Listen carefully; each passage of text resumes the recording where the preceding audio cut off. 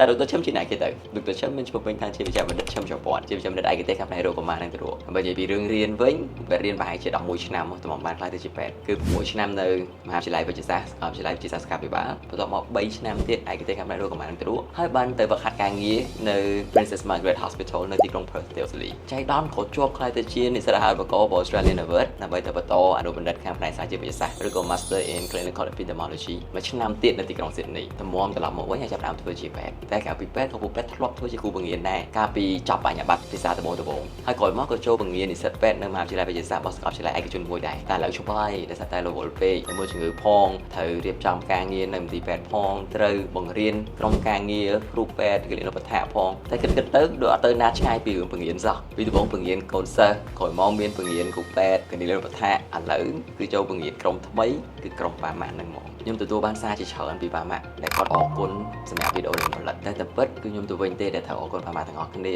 ដែលតាមដានវីដេអូហើយធ្វើឲ្យខ្ញុំមានកម្លាំងចិត្តធ្វើអ្វីដែលខ្ញុំចូលចិត្តប្រហែលខែមកនេះអ្នកទាំងអស់គ្នាធ្វើឲ្យខ្ញុំដឹងថា page Dr. ឈឹមមិនមែនជារបស់ខ្ញុំតែម្នាក់ទេតែ page នេះគឺជារបស់អ្នកទាំងអស់គ្នាពួកយើងរៀនពីគ្នាទៅវិញទៅមកយើងចែករំលែកបទពិសោធន៍ហើយលើកទឹកចិត្តគ្នាដឹងថាអ្វីដែលខ្ញុំរំភើបជាងគេអត់គឺនៅពេលដែលមានអ្នកគាំទ្រគាត់ចូលរួមឆ្លើយសំណួរនិងផ្ដល់យោបល់ដែលត្រឹមត្រូវជូនដល់បាម៉ាក់ដទៃទៀត